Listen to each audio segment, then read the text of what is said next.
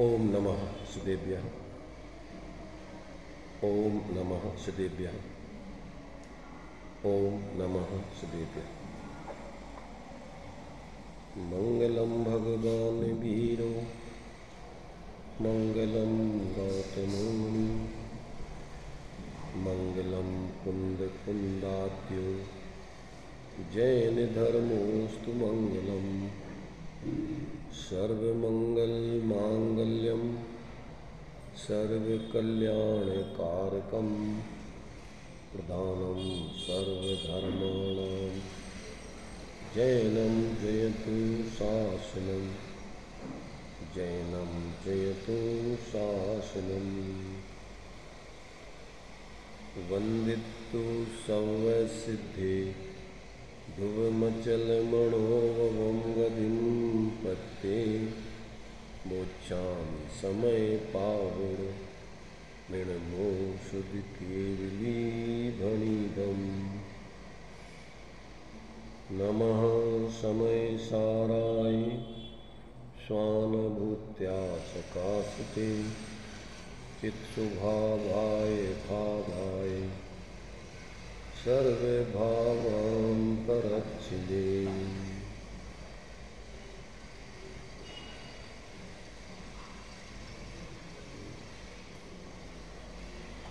निर्जराधिकार में अपनी 94 नंबर की गाथा हो गई। आगे 194 नंबर की गाथा हो गई थी। अब आगे 195 नंबर की गाथा के माध्यम से विषय चलेगा। और इसके पहले आचार्य अमृतचंद देव ने आगे की गाथाओं के विषय को स्पष्टीकरण करने के लिए एक श्लोक लिखा हुआ है 134 नंबर का। पहले उसको पढ़ते हैं कि आगे अब गाथाओं में क्या विषय आने वाला है, तो इस श्लोक में आचार्य देव ने स्पष्ट किया है। पहले श्लोक पढ़ते हैं, देखिए 382 पेज। तज्ज्ञानश्चैव सामर्थ्यं विरागस्यैव वा किल यत् कोऽपि कर्म भी कर्मे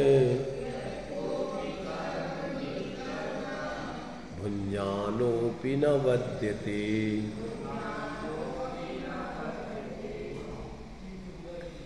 किल वास्तव में, तत्सामर्थ्यम वह सामर्थ्य, ज्ञानस्य एव ज्ञान की ही है, वा अथवा विरागस्य एव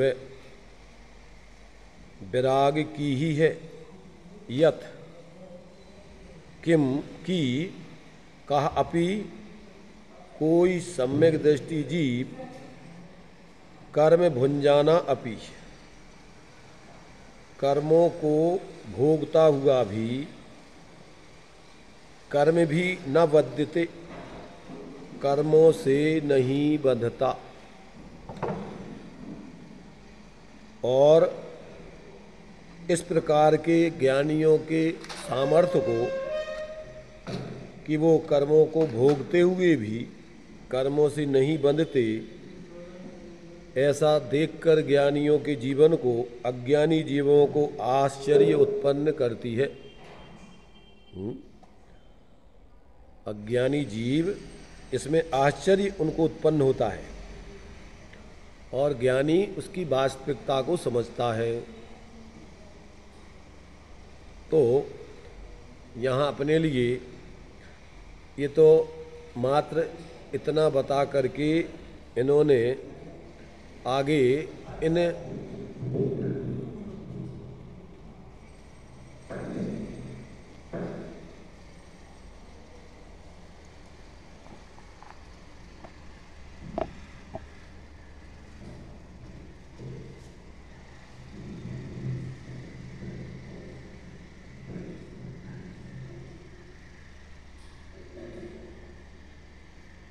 आगे की गाथाओं में अब ज्ञान वैराग्य के सामर्थ्य को बताने के लिए अनेक दृष्टांत देकर लौकिक और फिर अलौकिक ज्ञानियों की अंदर की वृत्ति को बताएंगे, किस प्रकार से वो कर्मों के उदय में प्रवृत्ति करते हुए, कर्मों के फल को भोगते हुए और कर्म से नहीं बंधते हैं।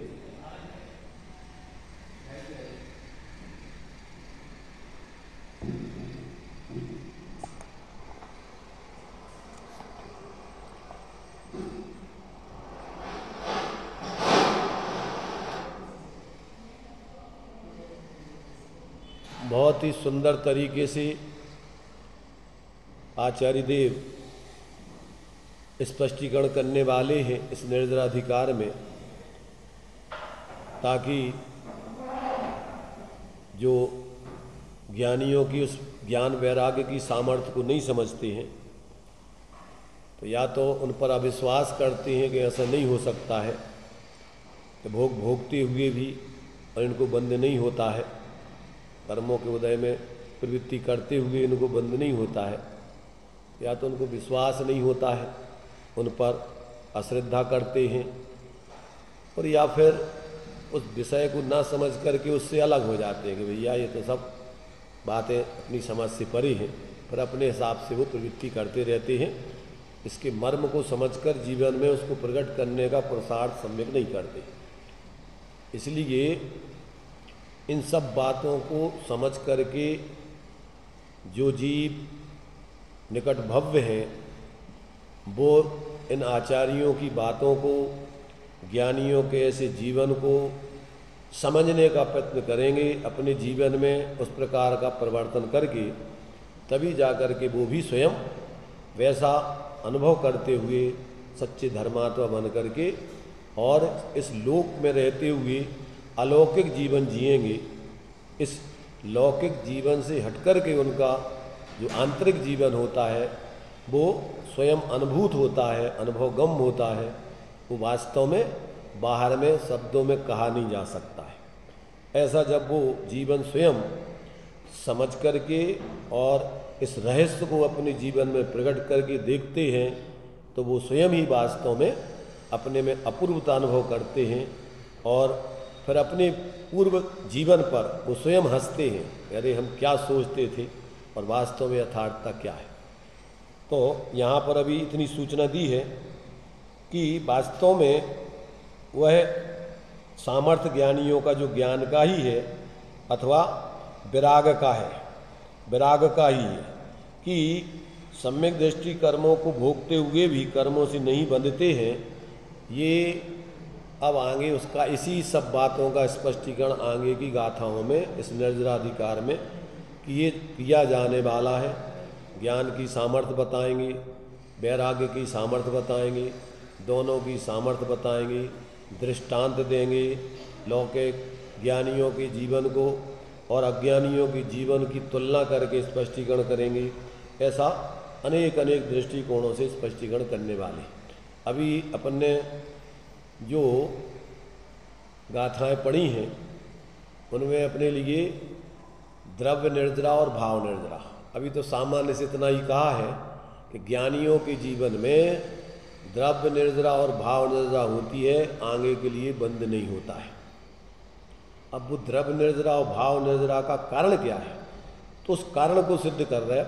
तो वो ज्ञान वैराग्य का बल है कि जिसके बल से वो कर्मों को भोगते हुए भी कर्मों से नहीं बंधते।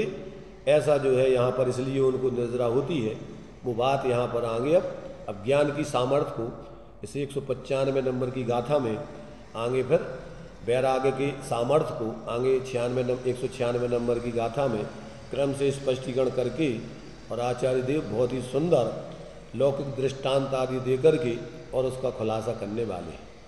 तो देखिए गाथा पढ़ते हैं अपन। एक इस गाथा के पहले ये ध्यान नहीं रहा हमें, ये नाटक समय सार में जो बनारसी दास जी ने इस कलश का जो हिंदी अनुवाद किया है पद्य में, वो भी अपन को समझने लायक है।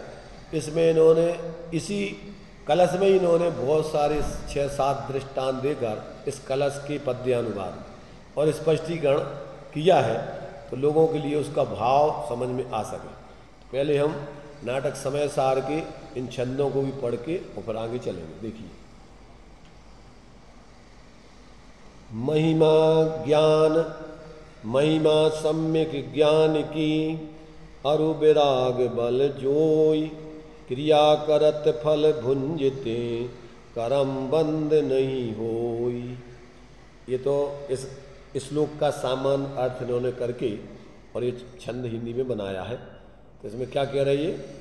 सम्यक ज्ञान के प्रभाव से और वैराग्य के बल से शुभाशुभ क्रिया करते और उसका फल भोगते हुए भी ज्ञानियों को कर्म बंध नहीं होता। इतना अर्थ हुआ। अब भोगते हुए भी ज्ञानियों को कर्म कालिमा नहीं लगती। अब उसके लिए दृष्टांत दे करके आगे और छंद कुछ ले गए, उसको अपन पढ़ लेते हैं ताकि अपन को थोड़ा भावभाषित हो जाए, क्योंकि दृष्टांत अनुभूत होते हैं और सिद्धांत अननुभूत होता है। तो अनुभूत दृष्टांतों से अनुभूत सिद्धांत समझने में अपन को सुविधा होती है, क्योंकि अपन को जब ये बात समझ में आ जाए कि हाँ लोक में भी ऐसा होता है, तो फिर अलौकिक जीवन में भी ऐसे होने में कोई दोष नहीं है या कोई आश्चर्य की बात नहीं। तो देखिए, इसमें इन्होंने भोगते हुए ज्ञानियों को कर्मकालिका नहीं लगती, उसके लिए आगे छंद दे करके सवैयक्ति सा खुलासा करते हैं दृष्टांतों के माध्यम से। जैसे भूप कौतुक के स्वरूप करे नीच कर्म, कौतुकी कहावे तासो कौन कहे रंक है। जैसे विभिचारिणी विचारे व्यभिचार बाको, जार ही सो प्रेम भर तासो चित्त बंक है। जैसे धाई बाला के चुघाई करे लाली पाली,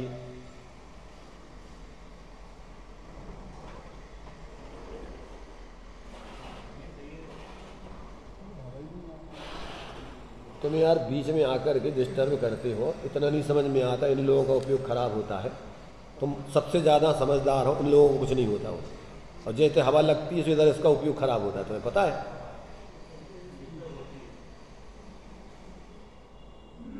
इतनी बुद्धि तुम्हें नहीं है कि हम लोगों ने जो किया है तो समझ के किया होगा ना थोड़ा। चलिए,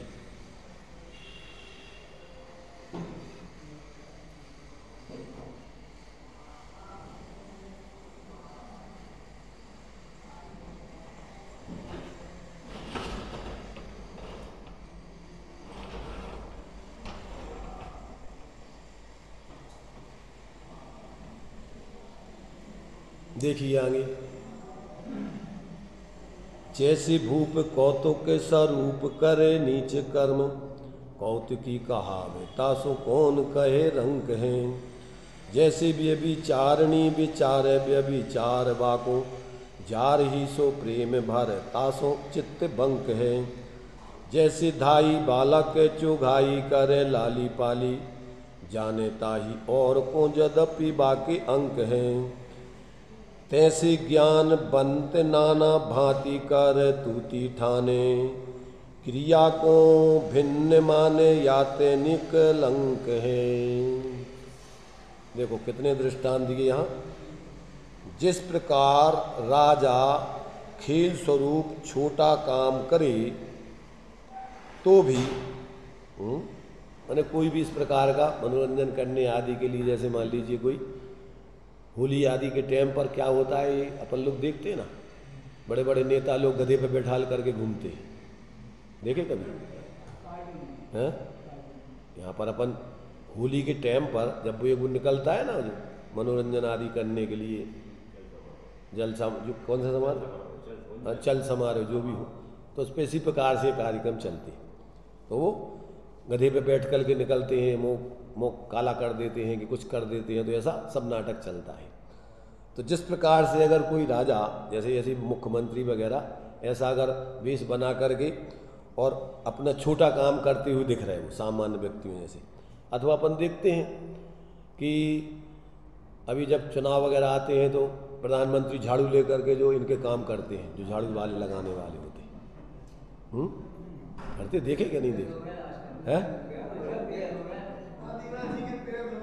हाँ, तो अब जो काम माने सामान्य लोग, ऊंचे लोग नहीं करते, नीचे लोग करते हैं, वो काम करते बड़े बड़े लोग।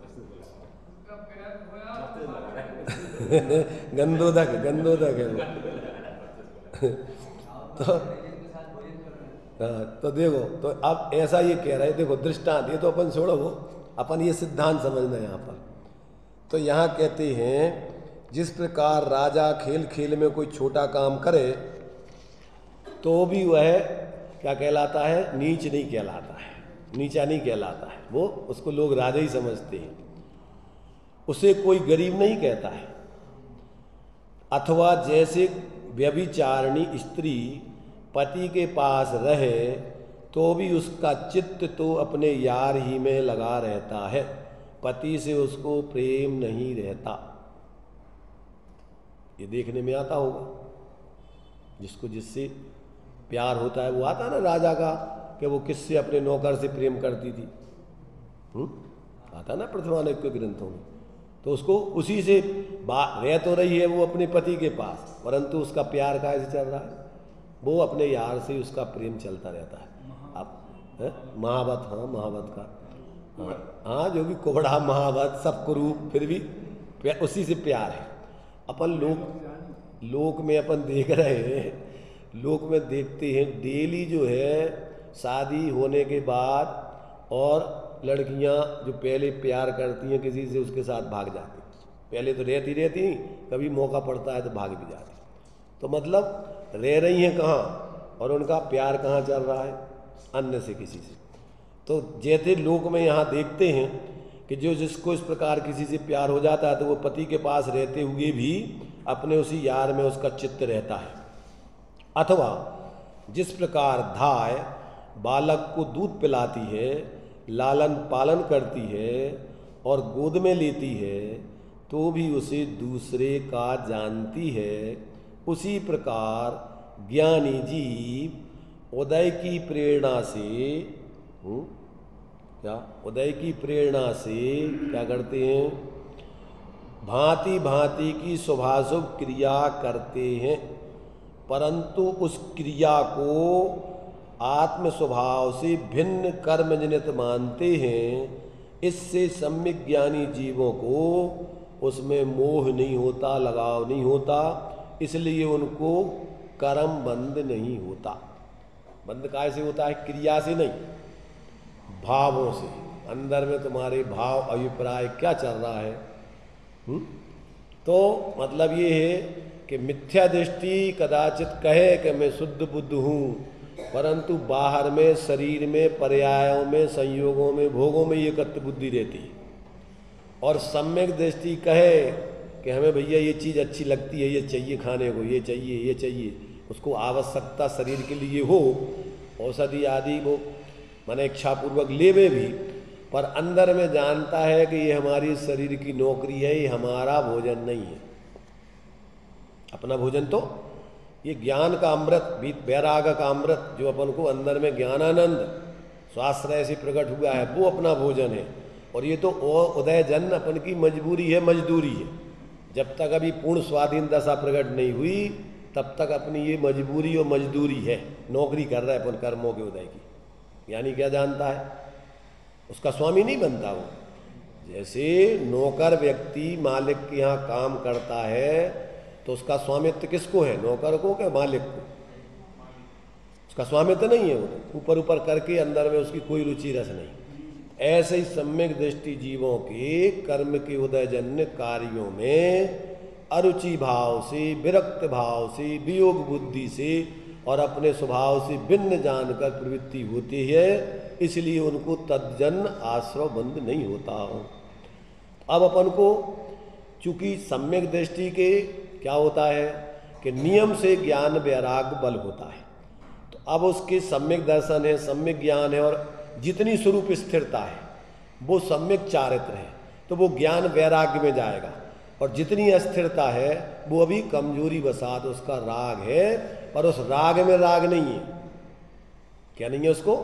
उस राग में राग नहीं है, सुख बुद्धि नहीं है, करना नहीं चाहता है, अपना स्वभाव नहीं मानता है, इसलिए वो वास्तव में होते हुए भी नहीं जैसा है।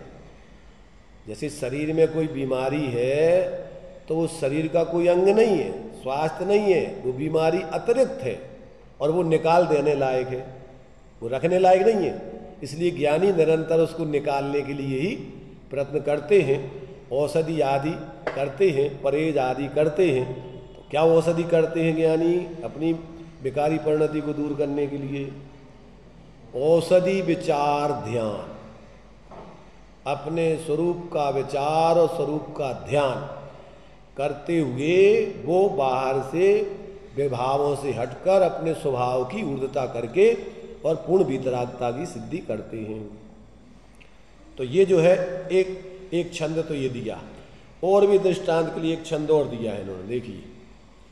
जैसे निसी वासर कमल रहे पंख ही में, पंकज कहावे पे न बाके डेगे पंख है। जैसे मंत्रवादी विषधर सो गहावे गात, मंत्र की सकति बाके बिना विष डंक है। जैसे जीव गहे चिके नाई रहे रूघे अंग, पानी में कनक जैसे काई सो अटंक है। तैसे ज्ञान बंत नाना भांति कर तूती ठाने, क्रिया को भिन्न माने याते निक लंक है। हाँ? पहले बोल दो धाय माँ का, तो इसमें थोड़ी है। अरे पहले अभी नहीं बोला हमने धाय माँ को, अभी धाय माँ को तो बता दो ना कि उसकी अंक में गोद में बच्चा है, खिला रही है, लालन पालन कर रही है, फिर भी उसमें अपनापन नहीं है, दूसरे का है। तो 3 दृष्टांत पहले पड़े, एक राजा का, एक धाय का और एक कौन सा, एक व्यभिचारिणी स्त्री का। 3 दृष्टांत तो दिए अपन ने पहले के छंद में, और 4 दृष्टांत दिए अभी इस दूसरे में, अभी हमने जो पढ़ा। तो इसमें क्या क्या दिए? जैसे कमल कीच से उत्पन्न होता है और दिन रात कीचड़ में रहता है। क्या में रहता है? कीचड़ में रहता है, परंतु उस पर कीचड़ नहीं जमती। पंकज, दौलत राम जी ने दृष्टांत दिए, पढ़ेगा नहीं सम्यक दृष्टि के लिए। गेही पे ग्रह में न रचे ज्यों जलते भिन्न कमल है, नगर नारी को प्यार यथा का दे में है में अमल है। ये दृष्टांत यही लिए है। तो एक तो हो गया एक कमल का दृष्टांत। फिर ये कहते हैं जैसे मंत्रवादी विषधर सो गहावे गात, मंत्र की सकति बाके बिना विष डंक है। अथवा जिस प्रकार मंत्रवादी अपने शरीर को सांप से कटवा लेता है, पर मंत्र की शक्ति से उस पर विष नहीं चढ़ता। अभी आगे इसमें गाथाओं में आने वाला है विष वैद्य का दृष्टांत। कौन सा दृष्टांत? जैसे विष वैद्य उस विष की शक्ति को क्या करके छीण करके औषधि बना लेता है उसको। किसको? जहर को औषधि के रूप में काम में लेते। और जितने कैंसर मेंसर की दवाई हैं, ये कोबरा काले नाग के विष के आधार से बनाई हुई हैं दवाइयाँ। वैसे में कोई काट लेगा तो मर जाओगे तत्काल, और वही तुम्हारे मरते हुए बीमारी जिससे तुम मर रहे हो उससे ठीक करने वाली है। तो ऐसा ही यहाँ कहते हैं कि जैसे मंत्रवादी विषधर सो गहावे गात, मंत्र की सकति बाके बिना विष डंक है, उसका विष उसको नहीं चढ़ता है। और तीसरा दृष्टांत क्या है? जैसे जीव गहे चिके नाई रहे रूखे अंग। ज्ञानी जग में यों रहे ज्यों रसना मुख माय, खावे घी और तेल नित फिर भी चिकनी नाय। जीभ कितना खाती है अपन, कितनी चिकनी हो जाती है, ज्यों की तो रूखी की रूखी रहती। तो जिस प्रकार जीभ चिकने पदार्थों को खाती है पर चिकनी नहीं होती, रूखी की रूखी बनी रहती है। अथवा एक जो दृष्टांत पानी में कनक जैसे काई सो अटंक है। और उसी प्रकार क्या है ये कि जिस प्रकार सोना पानी में पड़ा रहे तो भी उसको क्या नहीं होता है, जंग नहीं लगती, जैसे लोहे को लग जाती है, काई नहीं चिपकती उसमें। उसी प्रकार ये दृष्टांत है 4। उसी प्रकार ज्ञानी जीव उदय की प्रेरणा से भांति भांति की स्वभाविक क्रिया करते हैं, परंतु उसे आत्म स्वभाव से भिन्न कर्म जनित मानते हैं। इससे सम्यक ज्ञानी जीव को कर्म कालिका नहीं चिपकती। ये 7 दृष्टांत दे करके और ज्ञानियों के अंदर के भाव को बताया और उससे कर्मों का बंधन को क्यों नहीं होता, उस बात की सिद्धि की है। लोक में भी अपन देखते हैं कि ऐसा होता है। ये आता ना, जैसे कि ये नेवला होता है, नेवले की और सर्प की लड़ाई होती है, और नेवले को जहर नहीं चढ़ता है। क्यों नहीं चढ़ता? इसके पास इस प्रकार की बूटी है कि वो तत्काल उसको सूंघता है और वो जहर बेअसर हो जाता है। तो मतलब ये है कि जिसके पास ज्ञान वैराग्य का बल है, उस व्यक्ति को, उस जीव को क्या है, कर्म कलंक की कालिमा नहीं लगती, उसको बंध नहीं होता है। ये बात यहाँ पर सिद्ध की। अब अपन गाथाओं के माध्यम से, आचार्य कुंद कुंदेव के माध्यम से मूलमय पढ़ते हैं। देखिए, जय विष मुव भुजंतो बेजो पुरिसो न मरण मुवे यादि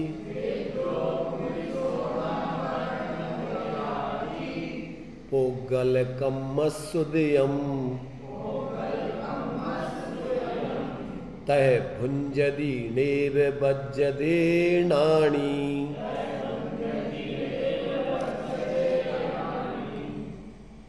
ज्यों जहर के उपभोग से भी वैद्य जन मरता नहीं, त्यों उदय कर्म जो भोगता भी ज्ञानी जन बंधता नहीं। यथा जिस प्रकार विष पुरुष वैद्य पुरुष विषम उपभुंजाना, विष को भोगता अर्थात खाता हुआ भी मरणम न उपयाति, मरण को प्राप्त नहीं होता, तथा उसी प्रकार ज्ञानी पुरुष पुद्गल कर्मणः, पुद्गल कर्म के उदय को भुंगते भोगता है, तथापि नए बद्धते, वह बंधता नहीं है। तो इसमें तो दृष्टांत देकर के स्पष्टीकरण कर दिया है। अपन सामायिक पाठ में बोलते हैं अमित गति आचार्य के, चतुर्वेद जिम विकसित करता, त्यों प्रभु में भी आदि उपान, अपनी निंदा आलोचन से करता हूँ पापों को शांत। तो चतुर्वेद विकसित करता। लोक में भी अपन देखते हैं, कोई बम बादी पड़ा हो, पता पड़ जाए तो क्या होता है, उसको निष्क्रिय करके और पुलिस वाले या मिलिट्री के जवान आदि उसको उठा लेते हैं।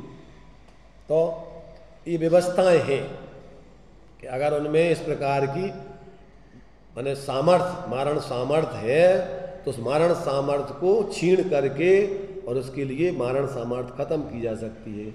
अगर ये व्यवस्था नहीं हो तो कोई जीव कभी कर्मों से मुक्त नहीं हो सकता है। अगर इस मारण व्यवस्था को, कर्मों के उदय की, अगर उसकी सामर्थ्य को नष्ट करके और उसको समाप्त न किया जा सके तो जीव कभी भी मुक्त नहीं हो पाएगा। इसलिए ये जिन विकारी भावों से वो कर्म बनते हैं, उससे विपरीत निर्विकारी भावों से उन कर्मों की शक्ति क्षीण हो जाती है। और कितने वर्षों के बंधे हुए कर्म हो, 70 कोड़ा कोड़ी सागर तक की, ऐसी सामर्थ्य है आत्मा में। कैसी सामर्थ्य है अंतर मुहूर्त में उनको सबको ध्वस्त करके और अपना आत्मकल्याण किया जा सकता है। लोक में भी अपन देखते हैं, बड़ी बड़ी बिल्डिंगें सालों से बनती हैं और मिनटों में डायनामाइट क्या लगाते हैं उसमें, डायनामाइट लगा करके और तहस नहस मिनटों में उसको पटक दिया जाता है। तो बनाने वाले की जो सामर्थ्य है वो तो क्रम से बनाता है, परंतु मिटाने की सामर्थ्य उसके अंदर बहुत है। ऐसे ही आत्मा का स्वभाव का सामर्थ्य विभाव से, विभाव में कितनी सामर्थ्य है, उस विभाव की सामर्थ्य से स्वभाव की सामर्थ्य तो क्या है, उसका कोई मूल्यांकन उस विभाव की सामर्थ्य से नहीं किया जा सकता है, वो तो उससे अनंत गुणी सामर्थ्य है। तो वो जो सामर्थ्य अपनी उल्टी लगती है और उससे जो कसाय पूर्वक अपन बेकारी परिणाम करके कर्म बंधन में निमित्त बनते हैं, स्वभाव की अगर अपन ने अंदर में क्षण भर को अगर अपने स्वरूप को अंदर में देखा तो बंधे हुए माने कौन से करोड़ों वर्षों के जन्म, कोटि जन्म के बंधे हुए कर्म भी क्या है, क्षण भर में छिन्माह त्रिगुप्ति ते सहज तरे थे। तो यहाँ जिस प्रकार कोई विष वैद्य दूसरों के मरण के कारणभूत विष को भोगता हुआ भी अमोघ रामबाण, अमोघ माने अचूक, रामबाण कैसा होता है, अचूक, जहाँ निशाना लगा दिया तो उसको कोई रोकने वाला नहीं। ऐसे जो है यहाँ कहते हैं कि वो कौन सी विष वैद्य क्या करता है, अमोघ विद्या की सामर्थ्य से, अचूक विद्या की सामर्थ्य से विष की शक्ति रुक गई होने से नहीं मरता है। उसी प्रकार अज्ञानियों को रागादि भावों का सद्भाव होने से बंध का कारण जो पुद्गल कर्म का उदय, उसको ज्ञानी भोगता हुआ भी अमोघ ज्ञान की सामर्थ्य द्वारा, काय के द्वारा, अमोघ ज्ञान की, अचूक ज्ञान की सामर्थ्य द्वारा रागादि भावों का अभाव होने से, कर्मोदय शक्ति रुक गई होने से बंध को प्राप्त नहीं होता। तो ये ज्ञान में ऐसी सामर्थ्य है, ज्ञान समान न आन जगत में सुख को कारण, यह परमामृत जन्म जरा मृत्यु रोग निवारण, जे पूरब शिव गए और अब आगे जे सो सब महिमा ज्ञान तनी मुनि नाथ कहे। विषय चाह दब दाह जगत जन अरनि दजावे, और तास उपाय न आन ज्ञान घन घान बुझावे। वेद विज्ञान के घान, आत्मज्ञान के घान जहाँ अंदर में डाले जाएं, सब तुम्हारे कसायों की सामर्थ्य, विषयों की जो रुचि रस, वो सब समाप्त होकर के और अंदर में ज्ञानानंद सुधारा सोमगे घट अंतर न समावे, जब निज आत्म अनुभव आवे। तो ये कहाँ पे,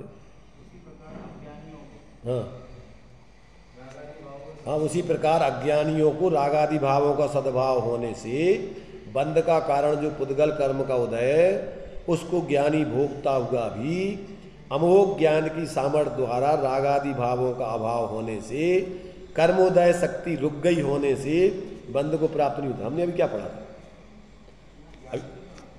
अभी यही तो पढ़ा था हमने।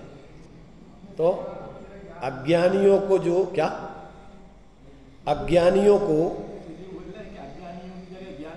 नहीं ठीक है, अरे भाई ये तो ये बता रहे हैं ना, सुनो क्या कह रहे हैं, कि ये कह रहा है विष की शक्ति रुक गई होने से नहीं मरता। कौन, ये तो दृष्टांत है अभी।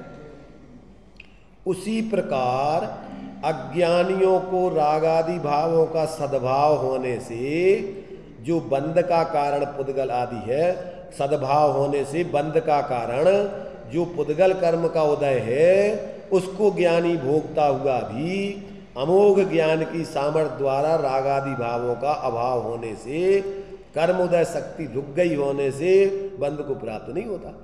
इधर अज्ञानी जिससे बंध करते हैं, क्योंकि उनके रागादि मोहादि भाव होते हैं, परंतु ज्ञानियों के इसके विपरीत ज्ञान वैराग शक्ति, वीतराग विज्ञानता कहो, ज्ञान वैराग कहो, तो ये सम्यक दर्शन ज्ञान, चारित्र कहो, ये सब शब्दों का फेर है। एक ही बात, शुद्ध उपयोग कहो, स्वरूप की लीनता कहो, शुद्ध भाव कहो। इसके बल से क्या करता है ज्ञानी? ज्ञानी उन कर्मों की सामर्थ्य को क्षीण कर देता है। इसलिए कर्मों का बंध उनको, रागादिक भाव उसके होते नहीं है, इसलिए कर्मों का बंध नहीं होता है।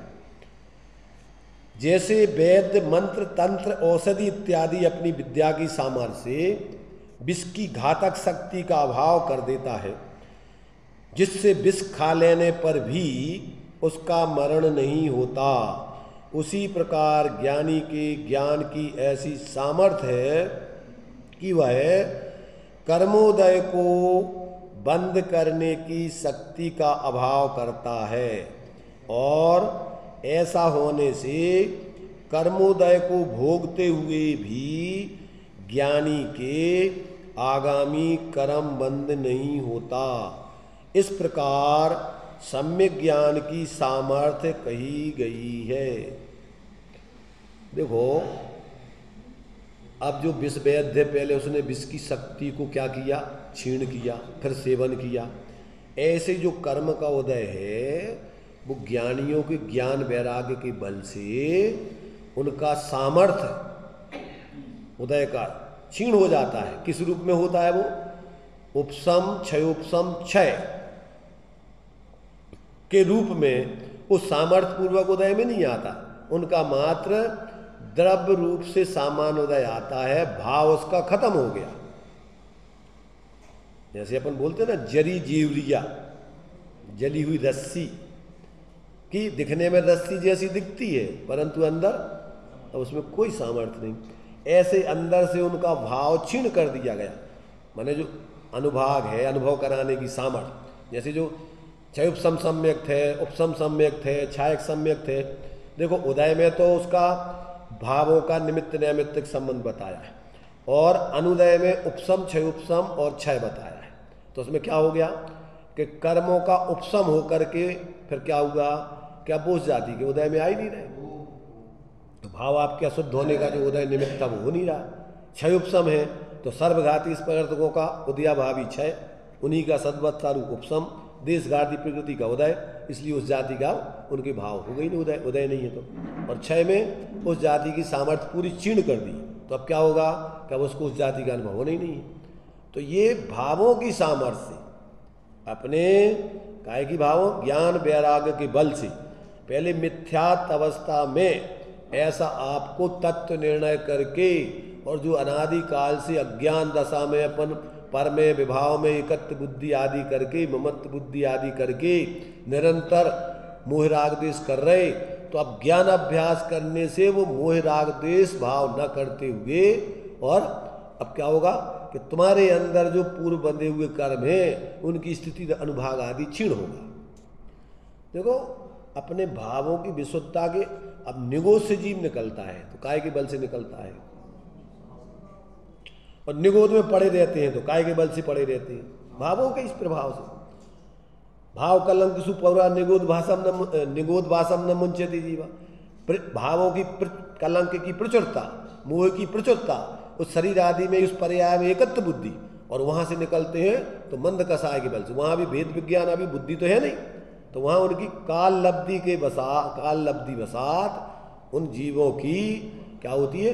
कसाय की मंदता होती है। उससे ज्ञानावर्णी, दर्शनावर्णी, अंतराय आदि कर्मों का स्थिति अनुभाग कम पड़ता है, तो ज्ञान का उघाड़ होता है। वहां से निकल के दो इंद्रिय आदि त्रस पर्याय अथवा सीधे मनुष्य पर्याय, इतना भी उसका मंद कसाय से सीधे मनुष्य पर्याय में आ जाते, ऐसी भाव हो जाते मंद कसाय के। कहाँ? नित्य निगोद में।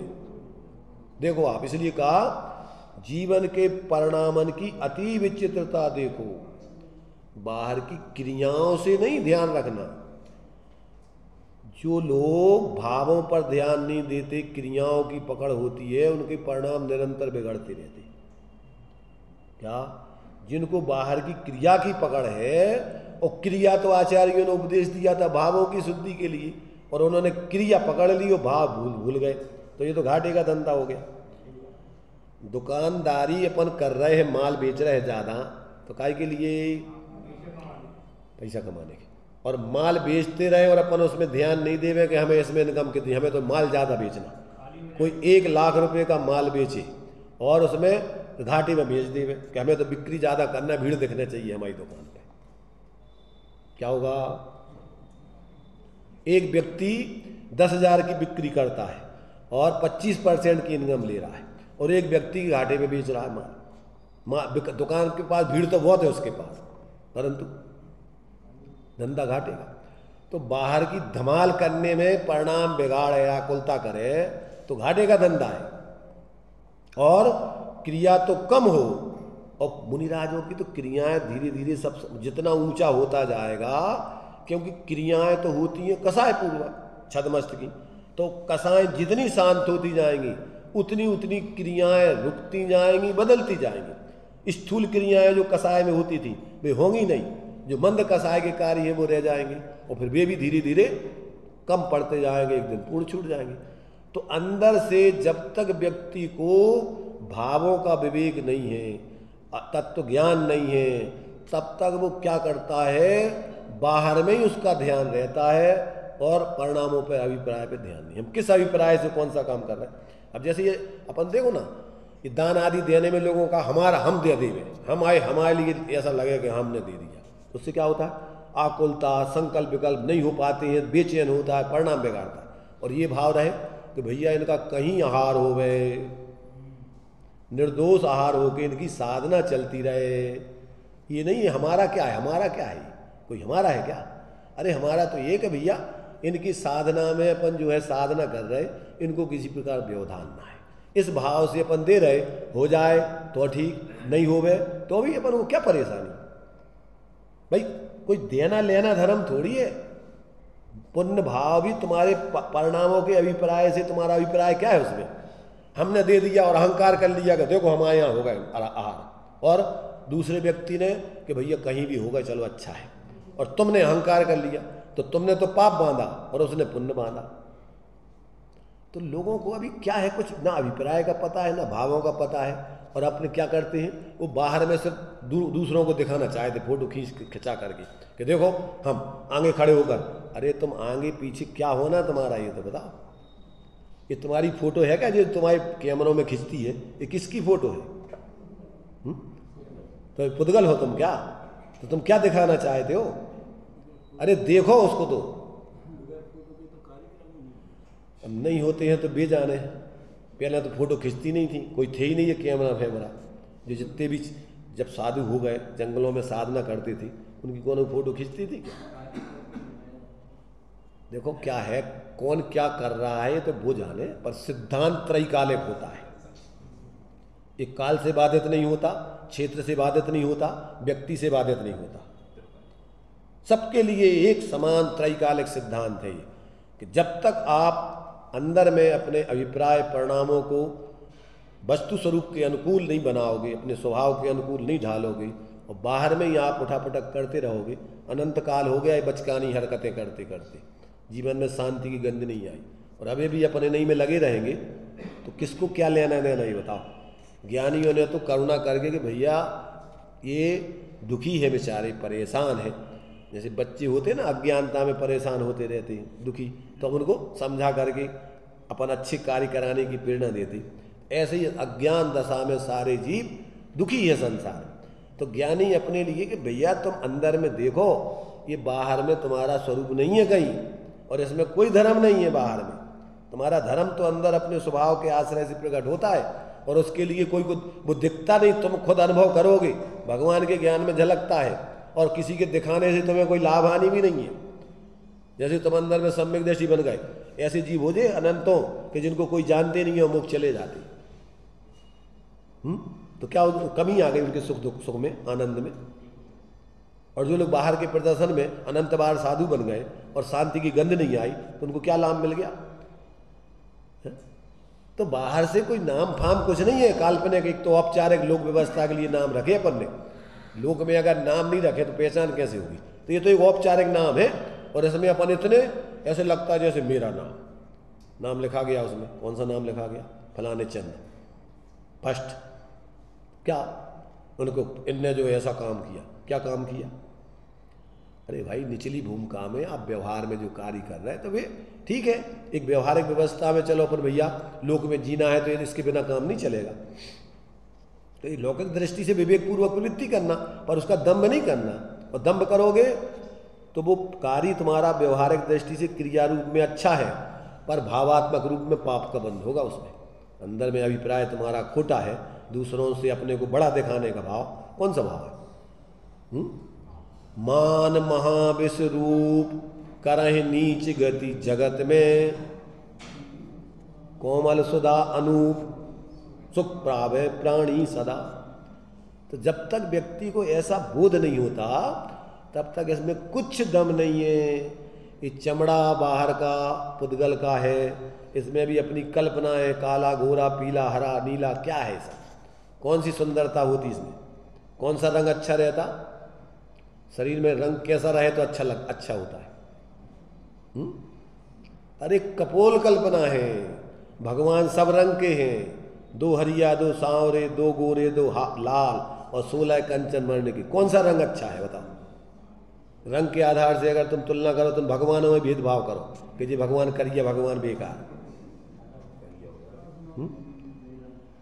अंदर में देखो सबकी आत्मा एक जैसी है, ना इसमें कोई जाति का भेद है ना कोई व्यक्ति का भेद है। सभी अंदर से चैतन्य लाल है, सबकी गठरी लाल, लाल बिना कोई नहीं। याते भय कंगाल, गांठ खोल मिथ्यात की गांठ, पर में एकत्व मत की गांठ छोड़ करके अपने उस स्वरूप को देखा नहीं, इसलिए कंगाल चतुर्गति में भीख मांगते हुए घूम रहे अपन सुख की। तो ये अपन को यहाँ पर आचार्य कहते हैं भैया देखो ज्ञानियों का जीवन कोई अलौकिक होता है, उनकी दृष्टि अलौकिक होती है। जब तक आपको ये समझ में नहीं आएगा तब तक ये बच्चों जैसे आप बाहर में प्रदर्शन कर करके अपने जीवन को कितना टाइम लगता बर्बाद होने में। इसलिए अपन अंतर में अपना मूल स्वरूप को देखें, जानें, उसका अनुभव करें। एक बार उसका अनुभव हो जाएगा तो फिर तुम्हें ये बचकानी कार्य करने में रुचि होगी नहीं, रस आएगा नहीं। किसको दिखाना? पूज्यपाद स्वामी कहते हैं जो दिखता है वो जानता नहीं है, जो जानता है वो दिखता नहीं है। हम बात किससे करें? पागलपन लगता है हमें बात करने में। आता अपन को समझ में कुछ कि नहीं आता? आचार्यों ने बहुत दृष्टांत दे दे करके जैसे बने तैसे। और कब तक ये अभ्यास करना कि जब तक तुम्हारा ज्ञान, ऐसा नहीं कि बस समझ गया फिर क्या कर रहे हो? समझ गया तो अपने में समाओ, समझ गया तो अब चलो अब अपनों काम। कौन सा काम है तुम्हारा? तुम्हारा काम यही है अपने को ज्ञान रूप और आनंद रूप अंदर में अनुभव करते हुए जीना। इधर संकल्प विकल्प आपके काम, तो ये तो अज्ञानता है तुम्हारा, और तुम्हारा भ्रम है कि हम समझ गए।